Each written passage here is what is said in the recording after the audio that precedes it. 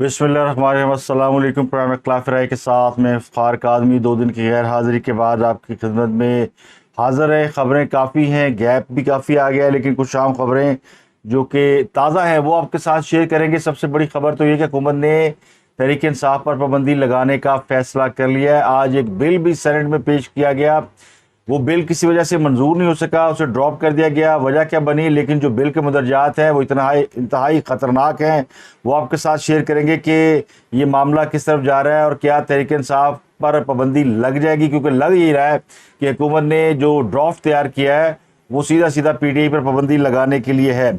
इसके अलावा निगरान वज़ीर-ए-आज़म के लिए कुछ और नाम भी मार्केट में ज़ेर गर्दिश है, और कहने वाले ये भी कहते हैं कि निगरान वज़ीर-ए-आज़म के लिए एक साबिक आर्मी चीफ का नाम भी ज़ेर गौर है। इसके अलावा तोशाखाना में तहाइफ जमा न कराने वालों के खिलाफ एक बिल मंजूर कर लिया गया है, जिसके मुताबिक जो शख्स भी तोशाखाना में तहाइफ जमा नहीं कराएगा उसको सजा दी जा सकेगी, जुर्माना होगा। और अब तोशाखाना के तहाइफ जमा कराने की पाबंदी का इतलाक सब पर होगा। इसमें मुसल्लह अफवाज और अदलिया के नाम भी आ गए हैं। तोशाखाना के बिल के मुताबिक अब तोशाखाना में तहाइफ जमा न कराने पर 5 गुना जुर्माना होगा, और जो जुर्माना जमा नहीं कराएगा या तहाइफ जमा नहीं कराएगा उसको सज़ा भी होगी, और तोशाखाना कवायद की खिलाफ वर्जी पर मुआवनत पर भी सज़ा होगी। इसके अलावा जो ग्रेड 1 था PS4 के नकद तहाइफ लेने वाले मुलाजमीन इन कवायद से मुस्तस्ना होंगे। बिल के मुताबिक तोहफा मुकर्रर वक्त और तरीक़ेकार के तहत जमा कराना होगा। इसके अलावा ये भी फैसला किया गया तोशाखाना के जो तहाइफ मिलते हैं उनकी फ़रोख्त से जो रकम हासिल होगी उसका एक अलहदा अकाउंट बनाया जाएगा, और ये रकम जो है ये मुस्तहिकीन की फलाह व बहबूद के लिए और बच्चियों की शादी के ऊपर खर्च की जाएगी। वज़ीर दिफा ख्वाजा आसिफ ने एक नया कट्टा खोल दिया। अब ये कट्टा नया है या पुराना है, लेकिन ये कट्टा बहरहाल खुल गया, और एक कट्टा बताता है कि ये ऐਵੇਂ नहीं खोला गया, इसके पीछे बहुत सारी कहानी है। और ख्वाजा आसिफ ने ऐन उस लम्हे पर यह बयान क्यों दिया कि इमरान खान की हुकूमत के चंद माह बाद ही उन्हें हटाने की बातें हो रही थी, और उनका बयान बड़ा कंट्रोवर्शियल है, उस पर बात करेंगे। लेकिन जो आज प्राइम मिनिस्टर शहबाज शरीफ ने बात की है वो उन्होंने इससे पहले कभी खुलकर बात नहीं की। जो आज उन्होंने की है, उन्होंने कहा कि 9 मई की जो कार्रवाइयाँ ये फ़ौज का तख्ता उलटने की साजिश थी, और इस साजिश में सियासी जत्था, कुछ फ़ौजी और उनके ख़ानदान शामिल थे। तो आज उनका ये कहना कि ये फ़ौज के ख़िलाफ़ साजिश थी, ये एक इंटरव्यू किया जरगा में सलीम साफ़ी ने, जो अभी मंजर आम पर नहीं आया, लेकिन उसके कुछ मुंदरजात सामने आए हैं जिसमें वो ये खुला कह रहे हैं कि ये फ़ौज का तख्ता उलटने की साजिश थी। तो अब उनसे सवाल ये बनता है कि जिस शख्स ने भी पाकिस्तान की मुसल्लह फ़ौज में बगावत कराने की कोशिश की और फ़ौज में तख्ता उलटने की साजिश की, यानी आर्मी चीफ को हटाने की साजिश की, उसके खिलाफ उनकी हुकूमत ने अब तक क्या कार्रवाई की है। क्योंकि अब ये पॉलिटिकल बयान है तो भी इसको बाय नहीं किया जाएगा, और अगर ये हकीकत है तो फिर ये सवाल और उन पर बनता है और उनकी जिम्मेदारी भी बनती है कि वो उसका जवाब दे के क्यों 9 मई के किरदारों को वो अपनी दौरे हुकूमत में जो है वो कैफरे किरदार तक नहीं पहुंचा सके। तो ये उन्होंने अपने ऊपर एक और जिम्मेदारी जो है वो लागू कर ली है, क्योंकि अगले 8-10 दिन में हुकूमत जा रही है, और ये तय है कि 8 अगस्त को अब तक की जो इतलात है कि हुकूमत रुखसत हो जाएगी, वो इससे पहले ही सदर पाकिस्तान को बिल भेज देंगे। वैसे तो प्राइम मिनिस्टर ये कह रहे हैं जी कि 12 अगस्त को टेक्निकल तौर पे ख़त्म हो जाएगी, लेकिन हुकूमत जो है वो 8 अगस्त को घर जा रही है। इसके अलावा पीपल्स पार्टी के एंड से खबर ये है कि 5 निगरान वज़ीर-ए-आज़म के नाम फाइनल हो गए, यानी 5 अफराद के नाम हैं जिनको निगरान वज़ीर-ए-आज़म बनाया जा सकता है। वो नाम कौन कौन से हैं, और उसमें जो हैरानकुन बात ये है कि पीपल्स पार्टी वालों ने कहा कि अल्लाह जाने इसहाक डार साहब का नाम किसने इसमें शामिल किया था। इसका मतलब है कि पीपल्स पार्टी और मुस्लिम लीग नून ने जो मिलकर 5 नाम फाइनल किए हैं उनमें इसहाक डार का नाम शामिल नहीं है। इसके अलावा फवाद चौधरी और हामिद खान में एक लड़ाई चल पड़ी है, और लगता है कि फवाद चौधरी ने खुद को सियासत में वापस लाने के लिए एक शोशा छोड़ दिया है। वो बड़े दिनों से कोशिश कर रहे हैं कि उनको किसी ना किसी जगह डिस्कस किया जाए, तो बहुत सारी कंट्रोवर्सी में हाथ डालने की कोशिश कर रहे हैं। वैसे फवाद चौधरी साहब जब से वो अदालत के हाथे से भागे हैं और PTI को उन्होंने छोड़ा है, उसके बाद से उनकी जो हैसियत है वो 2 कौड़ी की हो गई है। اب انہیں واپسی کے لیے کوئی نہ کوئی کندھا، کوئی نہ کوئی کنٹروورسی، کوئی نہ کوئی ایسا ایشو چاہیے جس سے وہ ڈسکس ہو سکے. تو انہوں نے مختلف جگہوں پہ ہاتھ مارنا اور مختلف الزام تراشیاں شروع کی ہیں. ہر بیان کا وہ باقاعدہ ریبٹل بھی دے رہے ہیں اور باقاعدہ تحریک انصاف کے ترجمان کے طور پر ایکٹیو ہونے کی کوشش کر رہے ہیں. اب دیکھنا یہ کہ پی ٹی آئی ان کو واپس لیتی ہے، ان کو اور اسد عمر کو. یہ دونوں فواز چودھری، اسد عمر، دونوں کا جو اس وقت طریقہ کار ہے یا انداز سیاست ہے وہ یہ بتاتا ہے کہ یہ دونوں پی ٹی آئی میں واپسی کی کوشش کر رہے ہیں یا ان کو پی ٹی آئی میں واپسی کے لیے جو ہے وہ راستہ دیا جا رہا ہے. اور ایک کم سن بچی رضوانہ کا کیس ہے، وہ میں نے محرم الحرام کے ایام میں چونکہ جن چیزوں پہ آپ کو ریسرچ کا وقت نہیں ملتا، صرف انفارمیشن آتی ہے اس حد تک تو ٹھیک ہے، لیکن اگر آپ کسی بھی ایشوز کو ڈیپ ڈاؤن جائے بغیر اگر آپ ڈسکس کر دیتے ہیں تو وہ بعض اوقات اپنے ویورز کے ساتھ زیادتی ہو جاتی ہے. تو کمسن بچی رضوانہ جس پر ایک سول جج کی اہلیہ نے تشدد کیا، وہ آج کل ہاسپٹل میں زیر علاج ہے اور آج اس کی طبیعت خاصی بگڑی ہوئی ہے. یہ پاکستان میں تشدد کی بہت ہی بھیانک مثال ہے. اس پر بھی کچھ وقت ملا تو آپ کے ساتھ بات کریں گے اور اس بچی کی صحت یابی کے لیے دعا بھی کریں گے. جو سب سے اہم ایشو ہے وہ نگران وزیر اعظم کا ہے اور الیکشن کا ہے اور تحریک انصاف کے مستقبل کا ہے. یہ تین بڑے ایشوز ہیں جن کے اوپر اب کھل کر بات ہو رہی ہے. عمران خان کو 9 مئی کا ذمہ دار ٹھہرا دیا پرائم منسٹر نے آج، اور سینٹ میں تحریک انصاف پر پابندی کا بل بھی پیش کر دیا. لیکن اس بل کی جو ہے وہ مخالفت ہوئی ہے. مخالفت کیوں ہوئی ہے؟ اور یہ بل چیئرمین سینٹ نے جو ہے اس کو ڈراپ کر دیا. ڈراپ کرنے کا مطلب یہ نہیں ہوتا کہ یہ بل دوبارہ جو ہے وہ پیش نہیں ہو سکتا. بل پر بحث جو ہے اس وقت روک دی گئی اور یا تو یہ بل کمیٹی میں واپس آئے گا اور پھر اس کے بعد دوبارہ سینٹ میں آئے گا. لیکن اس بل کی جو آج مخالفت کی ہے وہ تمام لوگوں نے کی ہے، صرف اپوزیشن نے نہیں کی بلکہ حکومت کے بھی لوگ کھڑے ہو گئے. انہوں نے کہا جی کہ اس بل کو ایک دفعہ کمیٹی میں بھیجا جائے، اس پر بحث کی جائے، اس کو دیکھا جائے.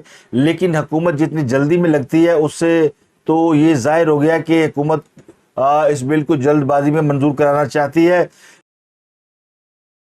لیکن یہ بل میرا خیال ہے کہ آج اس نے منظور ہونا ہی نہیں تھا. یہ چونکہ اب یہ سینٹ کے اندر ڈال دیا گیا ہے اور یہ پبلک ہو گیا ہے تو اب اس پر بحث کا دروازہ پبلکلی کھل جائے گا. اور جب اس کا کوئی ریئیکشن یا ایسے جرنلزم لینگویج میں کہتے ہیں فیلر، کہ آپ نے ایک چیز جو ہے وہ مارکیٹ کے اندر فلوٹ کی اور پھر لوگوں کا اس پہ رد عمل دیکھا تو آپ کو اس کے پلس مائنس اور یہ پتہ چل جاتا ہے کہ اس کے کیا نفع نقصان کیا ہو سکتا ہے. تو میرا خیال ہے اب اس بحث کا آغاز ہو چکا ہے. تو یہ ایکچولی پرتشدد انتہا پسندی کی روک تھام کا بل تھا.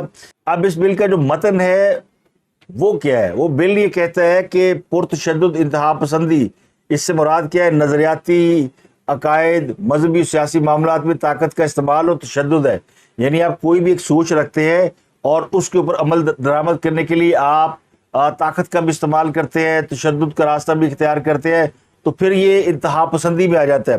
نظریہ رکھنا کوئی بری بات نہیں ہے، آپ کا کوئی نظریہ ہے تو آپ اس کے اوپر اپنی پالیٹکس کریں، لیکن اس کے لیے آپ جبرن یا آپ طاقت کے ساتھ اس کو امپلیمنٹ کرنا چاہیں تو پھر یہ ایکسٹریمزم میں آ جاتا ہے. اس کے علاوہ فرقہ واریت کی خاطر دھمکانا یا اکسانا، فرقہ واریت کی ایسی حمایت کرنا جس کی قانون میں ممانعت ہو، یہ بھی پرتشدد انتہا پسندی میں شامل ہے. کسی فرد یا تنظیم کی مالی معاونت کرنا یا تشدد اور دشمنی کے لیے اکسانا بھی شامل ہے. اور اس بل کے مطابق شیڈول میں شامل شخص کو تحفظ اور پناہ دینا پرتشدد انتہا پسندی ہے. یعنی وہ لوگ جن کے نام شامل ہیں انتہا پسندوں میں، آلریڈی ان کا نام شیڈول 4 میں ہوتا ہے، جن کی نگرانی کی جاتی ہے، تو ان کو بھی جو تحفظ دیتا ہے وہ بھی اس بل کی یعنی لپیٹ میں آ گیا اور وہ بھی مجرم یا ملزم قرار پائے گا. تو یہ کہتے ہیں بل کے مطابق حکومت کسی شخص یا تنظیم کو پرتشدد انتہا پسندی پر لسٹ 1 اور 2 میں شامل کر سکتی ہے. اب لسٹ 1 کیا ہے؟ لسٹ 1 وہ ہے، اس میں وہ تنظیم شامل ہوگی یا وہ لوگ شامل ہوں گے جو پرتشدد انتہا پسندی میں ملوث ہوں، جس کا سربراہ پرتشدد ہو. تو لسٹ میں نام بدل کر دوبارہ منظر عام پر آنے والی تنظیمیں بھی شامل ہوں گی. بظاہر یہ وہ بل ہے جس کے تحت وہ مذہبی یا فرقہ واریت پر مبنی جو تنظیمیں ہیں جو مذہبی انتہا پسندی میں انوالو ہے ان کے لیے ہے. لیکن یہ براہ راست اگر اس کا آپ کو دیکھیں تو یہ اپلائی ہوتا ہے تحریک انصاف پر جو آج کل الزامات ہیں وہ 9 مئی کے واقعات میں انوالو ہونا ہے. اس کے بعد سے تو یہ طے ہے کہ پارٹی اور پارٹی کا سربراہ دونوں پرتشدد ایکٹیویٹی میں ملوث ہے. تو لسٹ 1 میں بھی ان کا نام ڈالا جا سکتا ہے. اس کے ساتھ لسٹ 2 بھی ہے. لسٹ 2 میں ایسے افراد شامل ہیں جو پرتشدد انتہا پسندی میں ملوث ہوں. لسٹ 2 میں پرتشدد ادارے، لیڈر یا پرتشدد ادارے کی مالی معاونت کرنے والے بھی شامل ہوں گے. حکومت پرتشدد فرد اور پرتشدد تنظیم کی میڈیا تک رسائی یا اشاعت پر پابندی لگائے گی. اس بل کے مطابق پرتشدد فرقہ یا تنظیم کے لیڈر یا فرد کی پاکستان سے باہر جانے پر پابندی ہوگی. پاکستان میں نقل و حرکت کو بین کیا جا سکے گا. اثاثوں کی چھان بین کی جا سکے گی اور پھر ان کی مانیٹرنگ کی جا سکے گی. یعنی حکومت کو یہ رائٹ ہوگا کہ وہ جن لوگوں کے اوپر یہ الزام آ جائے کہ وہ پرتشدد انتہا پسندی میں انوالو ہیں، ان کے لیڈر، عہدیداران اور ممبران کی سرگرمیاں مانیٹر ہو سکیں گی اور پھر ان کے پاسپورٹ ضبط ہوں گے. بیرون ملک سفر کی اجازت نہیں ہوگی. اگر کسی جماعت پر بین لگ جاتا ہے اور کوئی جماعت اس بل کی لپیٹ میں آ جاتی ہے، یعنی اس جماعت پر پابندی لگ جاتی ہے، اس کے سربراہ کے اوپر پابندی لگ جاتی ہے، تو پھر ان سب کے جو اسلحہ لائسنس ہیں وہ بھی منسوخ کر دیے جائیں گے. ان کی جائیدادیں فریز کر دی جائیں گی، ان کے پاسپورٹ سیز کر دیے جائیں گے. اور اس میں یہ بھی کہا گیا کہ اس لسٹ میں شامل شخص کو 90 دن سے 12 ماہ تک حراست میں رکھا جا سکے گا. یعنی 3 مہینے سے 12 ماہ 1 سال تک حراست میں رکھا جا سکے گا. تو اگر یہ قانون اپروو ہو جاتا ہے تو پھر آپ عمران خان کو سال بھر کے لیے قید میں رکھ لیں. اس کے لیے آپ کو فوجی عدالتوں کی ضرورت نہیں، اس کے لیے آپ کو کسی اور معاملے کی ضرورت نہیں. تو یہ اتنا بڑا بل ہے، اس کی اور بہت ساری ڈیٹیل ہے. یہ بل اب جو ہے وہ بحث میں آ گیا ہے اور اس بل کو آج پڑھنے کے بعد مجھے لگتا ہے کہ خود سینیٹر جو ہیں ان کے کان کھڑے ہو گئے. ان کو یہ بل پہلے ان کو پرووائڈ نہیں کیا گیا تھا، تو آج بل پرووائڈ کر دیا گیا ہے. تو ظاہر ہے اس کے اوپر ریئیکشن آنا تھا اور وہ ریئیکشن آیا اور خود حکومتی لوگوں کے لیے بھی آیا. حکومت کے سینیٹر عرفان صدیقی صاحب نے کہا کہ یہ بل ہم اچھی طرح پڑھ لیں، یہ نہ کل کو ہم اس پہ پچھتاتے پھریں. جو جماعت اسلامی ہے اس نے بل کی مخالفت کی ہے، JUI نے اس بل کی مخالفت کی ہے اور خود مسلم لیگ نون کے سینیٹر عرفان صدیقی صاحب انہوں نے اس بل کی مخالفت کی ہے. تو سینیٹر مشتاق احمد نے لکھا ہے کہ یہ جو پرتشدد انتہا پسندی کا بل ہے، prevention of violent extremism act 2023، سے لگتا یوں ہے کہ حکومت اس بل پر بحث کرنے کی اجازت نہیں دے گی اور یہ کمیٹی کو بھیجنے کے لیے بھی تیار نہیں ہے. تو یہ کم سے کم وقت میں بل جو ہے وہ منظور کرنے کی کوشش کی جا رہی ہے. بہت خوفناک بل ہے. اس سے پرتشدد انتہا پسندی ختم نہیں ہوگی بلکہ بڑھے گی. اور بل کے سیکشن 5 اور سیکشن 6 ڈریکونین لا ہیں، خوفناک ہیں. اور یہ پاکستان تحریک انصاف پر پابندی کا بل ہے اور گورنمنٹ پاکستان کو کسی سیاسی لیڈر یا سیاسی جماعت کو ریاستی جبر کے ذریعے مائنس کرنے، ایلیمینیٹ کرنے کی کوشش غلط ہے. اس سے آئندہ الیکشن میں تمام سیاسی جماعتوں لیڈرشپ کو مقابلہ کا یکساں میدان ملنا اور صاف شفاف انعقاد بھی مشکوک ہو جاتا ہے. تو حکومت اس بل کو ہر صورت کمیٹی کو بھیجے. اب اس میں ایک بڑا اہم سوال یہ کہ قانون سازی اپنی جگہ پہ، لیکن آئین کے اندر ایک آرٹیکل ہے، اس میں یہ واضح طور پر ہدایت ہے کہ کوئی بھی سیاسی جماعت جس پر وفاقی حکومت پابندی لگانا چاہے وہ لگا نہیں سکتی. وہی حکومت کسی سیاسی جماعت پر پابندی لگا نہیں سکتی. البتہ یہ کر سکتی ہے کہ پہلے وہ یہ اناؤنس کر سکتی ہے کہ فلاں جماعت جو ہے وہ اس قسم کے کاموں میں انوالو ہے اور پھر وہ ایک ریفرنس سپریم کورٹ کو بھیجا جاتا ہے اور جہاں پر کورٹ فیصلہ کرتا ہے کہ کیا جو حکومت نے فیصلہ کیا جماعت پر پابندی لگانے کا اس کو وہ ویلیڈیٹ کرتی ہے یا نہیں کرتی. تو یہ ایک قانون آلریڈی موجود ہے، اس کی موجودگی میں یہ ایک نیا قانون جو ایک نیا بل لایا جا رہا ہے، یہ سیدھا سیدھا جو ہے اس کا مطلب یہ ہے کہ PTI کی منجی ٹھک جائے گی. اور یہ فیصلہ ہو چکا ہے کہ اس بل کے ذریعے اگر یہ بل منظور ہو جاتا ہے، آج یہ بل ڈراپ کیا گیا ہے، ہو سکتا ہے کمیٹی کو بھیجا جائے، ہو سکتا ہے نہ بھیجا جائے، کل پھر یہ سینٹ کے اندر آ جائے اور جن حکومتی اراکین نے یا اپوزیشن کے لوگوں نے اعتراض کیا ہے یا حکومت کے اتحادیوں نے اعتراض کیا، اپوزیشن تو اعتراض جاری رکھے گی، وہ ان کا اعتراض دور ہو جائے تو یہ بل منظور ہو سکتا ہے۔ اس سے پہلے آرمی ایکٹ کا ایک بہت ہی بڑا بل سینٹ میں منظور ہو چکا ہے، اور خود اس میں پی ٹی آئی کے لوگوں نے اس بل کے حق میں ووٹ دیے ہیں۔ اس پہ کل عمران خان صاحب کا کوئی اعلامیہ آیا ہوا تھا پی ٹی آئی کا جی، کہ خان صاحب نے کور کمیٹی کے اجلاس میں بیٹھ کے یہ فیصلہ کیا ہے کہ ان سینیٹرز کا پتہ چلا ہے کہ جنہوں نے اس بل کے حق میں ووٹ دیے ہیں، اور اس کے لیے بہت بڑی تحقیقاتی کمیٹی بنا دی گئی جس کے سربراہ ہے شبلی فراز۔ وہ کور کمیٹی کون سی ہے جس میں فیصلہ ہوا؟ کوئی نام نہیں۔ تو آج کل پی ٹی آئی کے اعلامیے میں یہ پتہ نہیں چلتا کہ یہ کور کمیٹی اکیلی تھی، یعنی خود ہی چیئرمین، خود ہی کور کمیٹی، خود ہی فیصلے۔ عمران خان صاحب نے کہہ دیا کہ جی پکڑیں۔ سینٹ کے اندر جو شہزاد وسیم صاحب تھے، سینٹ میں جو پارلیمانی لیڈر، ان کو بدل دیا گیا ہے، ان کی جگہ پہ اب سینیٹر علی ظفر آ گئے ہیں، اور جس سے ظاہر ہوتا ہے کہ جو سینٹ کے اندر پی ٹی آئی کے لوگ ہیں وہ بھی ہاتھ کھڑے کر چکے ہیں، اور وہ بھی پی ٹی آئی سے برت کا اظہار کر چکے ہیں۔ عمران خان صاحب کے جو اب تمام تر انحصار ہے وہ وکلا پہ ہے، اور وکلا پہ اس لیے چلے گئے کہ انہیں پتا ہے کہ ان کی جماعت کے لوگوں کو بین ہو جائے گی، انہیں الیکشن لڑنے کی اجازت نہیں ملے گی۔ تو اگلے الیکشن میں اگر کسی نے الیکشن لڑا، جو میرا گمان ہے کہ اگر کسی نے تھوڑی سی ہمت کی تو وہ 2-4 وکیل ہوں گے جو کہ پی ٹی آئی کے نام پر یا پی ٹی آئی کی طرف سے جزوی طور پر اپنے آپ کو ٹیگ کر کے الیکشن لڑ لیں گے، ورنہ ان کے لیے کوئی گنجائش نہیں ہے۔ تو خواجہ صاحب نے ایک نجی ٹی وی کو انٹرویو میں انکشاف کیا کہ جب وہ قید میں تھے، انہیں یہ آفر کی گئی تھی کہ وہ پرائم منسٹر بن سکتے ہیں، ان کا اور شاہد خان عباسی کا نام تھا، تو انہوں نے کہا کہ وہ وزیر اعظم کے عہدے کے امیدوار نہیں تھے، اور نہ ہی انہوں نے کہا کہ مجھے کوئی شاہد خان عباسی کے وزیر اعظم بننے پہ اعتراض ہے۔ اس ملک کے وزیر اعظم تھے، اور وہ چاہے کسی بھی طریقے سے آئے ہوئے تھے، تو اس وقت ایک قیادت تو موجود تھی، اور یہ زیادہ پرانی بات نہیں ہے۔ اس وقت شاہد خان عباسی بھی شاید قید میں تھے، 2021 میں خواجہ آصف جو ہے وہ گرفتار ہونے والوں میں آخری رہنما تھے۔